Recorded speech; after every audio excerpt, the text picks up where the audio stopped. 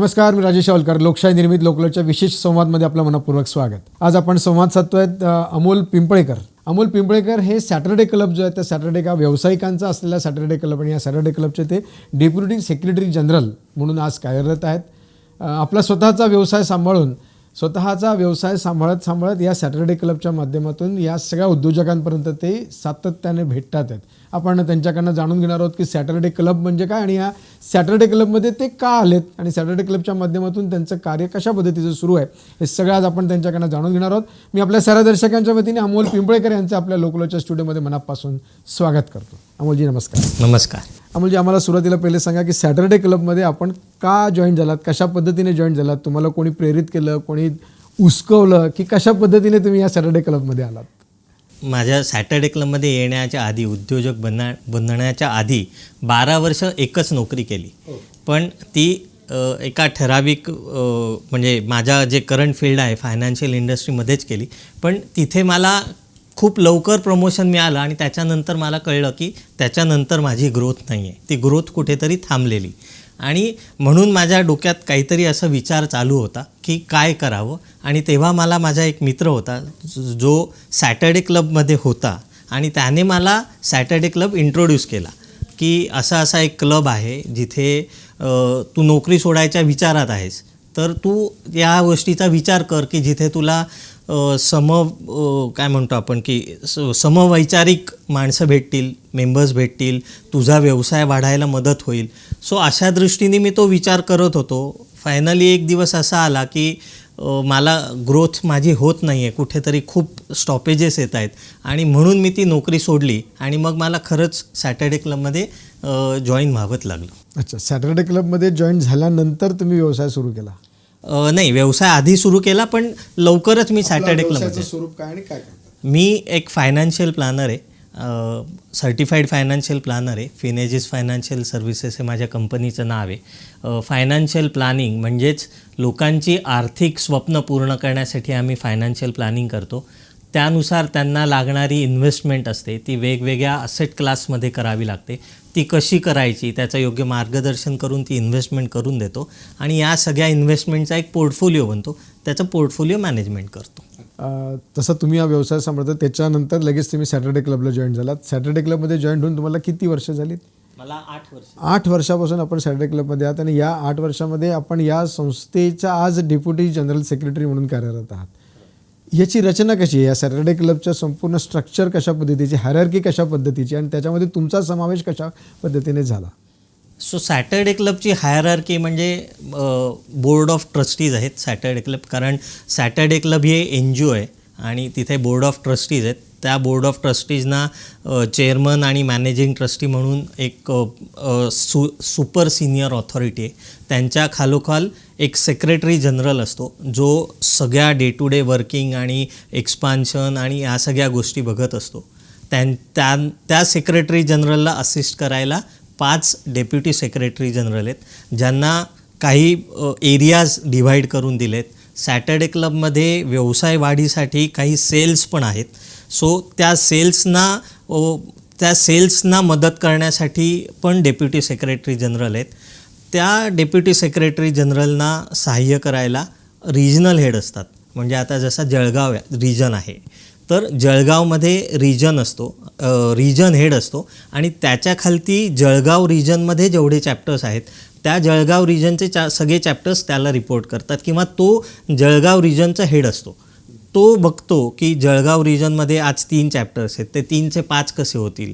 प्रत्येक चॅप्टरमध्ये समजा 40 मेंबर आहेत तर 40चे 50 मेंबर्स कसे होतील, त्यांचा व्यवसाय कसा वाढेल, त्यांच्या व्यवसायासाठी मी काय म्हणजे त्या रिजन हेडनी काय काय केलं पाहिजे. मग त्या रिजन हेडला असिस्ट करण्यासाठी एक डेप्युटी रिजन हेड असतो. प्रत्येक चॅप्टरमध्ये CST असतात म्हणजे चेअरमन, सेक्रेटरी आणि ट्रेजरर. सो हे चॅप्टर लेवलवर काम करत असतात आणि त्यांच्या खालती मेंबर असतो. पण ही सगळी हायरार्की सगळ्यात महत्त्वाचं म्हणजे काम करत असते ती सगळी मेंबर्ससाठी.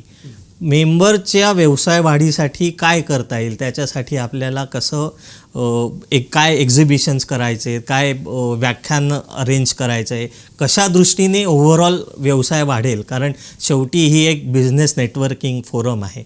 त्यामुळे प्रत्येकाचा व्यवसाय वाढणं ही मूलभूत गरज आहे आणि तो वाढला तर सॅटर्डे क्लब आपोआप वाढतो. सो ही हायरार्की आहे. सॅटर्डे क्लब वाढण्याच्या दृष्टिकोनातून आज आपण डेप्युटी सेक्रेटरी म्हणून कोणत्या एरियात, अनेक एरियात सांगितले तुम्ही, तर तुमच्याकडे कोणता एरिया आहे आणि तुम्ही कशा पद्धतीने त्याला डेव्हलप करतात? सो आत्ता 1 एप्रिलपासूनच मी डेप्युटी सेक्रेटरी जनरल झालो आहे. त्याच्या आधी मी रिजन हेड होतो, त्याच्या आधी मी डेप्युटी रिजन हेड होतो, त्याच्या आधी मी चेअरपर्सन होतो आणि नॉर्मल मेंबर हा प्रत्येकजण असतोच, म्हणजे त्याच्याकडे पद असून दे का नसून दे. पण माझी ग्रोथ ही खालपासूनच झालेली आहे. आत्ता माझ्याकडे एरिया असा आहे, माझ्याकडे नाशिक, नगर, मराठवाडा रिजन, विदर्भ आणि खानदेश असे 6 रिजन्स आहेत.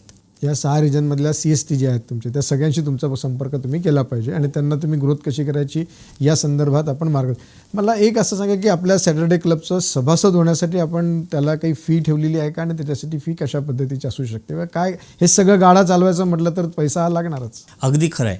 सॅटर्डे क्लब हा म्हणजे मी मगाशी म्हटलं तसं एक NGO आहे. त्यामुळे इथे ही प्रॉफिट मेकिंग ऑर्गनायझेशन नाही. सगळ्यात पहिली गोष्ट, सॅटर्डे क्लबच्या मीटिंग या महिन्यातून 2दा, वर्षातून 24 मीटिंग होतात आणि या 3 स्टार 4 स्टार हॉटेलमध्ये होतात, जिथे खूप चांगला ॲम्बियन्स असतो, जिथे आपण गेल्यावर आपल्याला बिझनेस करावा असं वाटतं, आतून वाटतं, अशा चांगल्या ठिकाणी होतात. सो सॅटर्डे क्लबची एक बेसिक फी असते, रजिस्ट्रेशन फी, आणि या हॉटेलमध्ये जी मीटिंग होते आणि त्याच्यानंतर जो ब्रेकफास्ट होतो त्याचे आपण मेंबर्सकडून काही चार्जेस घेतो. सो अशी ही नॉमिनल बेसिक फी असते, जे हॉटेल आपल्याला चार्ज करतं ते आपण मेंबरला पास ऑन करतो. प्रत्येक ठिकाणी ही फी थोडीफार व्हेरी होते. सो साधारण 20 ते 25 हजाराच्या दरम्यान ही इयरली इन्व्हेस्टमेंट आहे. आपले जे सगळे सभासद आपल्याशी संपर्क साधत असणार, सगळ्यांशी तुमचा संवाद होत असणार, हे जे उद्योजक म्हणून तुम्हाला अशा उद्योजकांच्या कोणत्या अडचणी आहेत की त्या तुम्ही सोडवल्या असतील का तुमच्यापर्यंत पोचल्या असतील? अडचणींमध्ये सगळ्यात खूप महत्त्वाचं असतं ते म्हणजे कॅपिटल. प्रत्येक उद्योजकाला, कारण तो कितीही छोटा असून देत, कितीही मोठा असून देत, त्याला कॅपिटल हे लागतं. त्या व्यतिरिक्त मॅनपॉवर हा म्हणजे मी नंबर 2वर ठेवीन की मॅनपॉवरचा इश्यू आहे, की प्रत्येक इंडस्ट्रीमध्ये हा इश्यू खूप जास्ती आहे.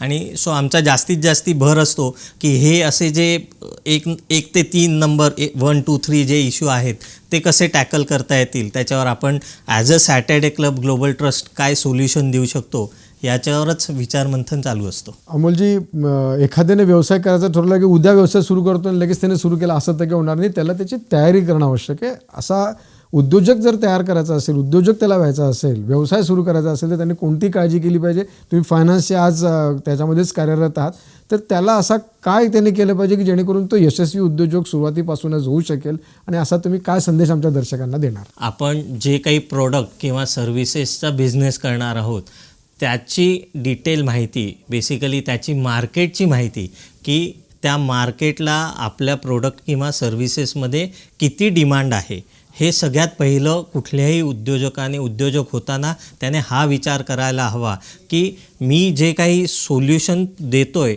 त्या सोल्युशननी काय फरक, समोरच्यावर काय फरक पडतो. जर का काही फरक पडणार असेल तर माझ्या प्रोडक्ट किंवा सोल्युशन्सचा त्याला डिमांड राहील. पैसा हा महत्त्वाचा मुद्दा आहेच, पण जर का मार्केटच नसेल तर ते प्रोडक्ट किंवा सर्व्हिसेस फेल होतील. त्यामुळे सगळ्यात महत्त्वाचं आहे की मला किती मार्केट अवेलेबल आहे. मला जर का 100 लोकांचं मार्केट अवेलेबल असेल तर त्याच्यात किती ऑलरेडी उद्योजक सेम व्यवसाय करत आहेत, त्यांचा मार्केट शेअर काय आहे, हे सगळ्या या छोट्या छोट्या गोष्टी जर का मी विचारात घेऊन एखाद्या उद्योजकांनी सुरुवात केली तर माझ्या मते तो नक्कीच यशस्वी होईल. धन्यवाद अमोलजी. आपण खूप एक महत्त्वपूर्ण आणि अतिशय चांगली माहिती दिली की यशस्वी उद्योजक असेल की त्याला त्याच्या अगोदर होमवर्क करणं आवश्यक आहे आणि तो होमवर्क कसा असावा हे अमोलजींनी आपल्याला या ठिकाणी स्पष्ट करून सांगितलं. आणि सॅटर्डे क्लब आणि त्यांचं चाललेलं कार्य कशा पद्धतीचं आहे हे देखील आपल्याला अमोलजींनी या ठिकाणी सांगितलं. मी आपल्या साऱ्या दर्शकांच्या वतीने अमोलजींच्या या ठिकाणी मनापासून धन्यवाद व्यक्त करेल आणि थांबेल. मात्र आपण पाहत आहात लोकशाही निर्मिती, लोकलय तुमच्या मनातलं. नमस्कार.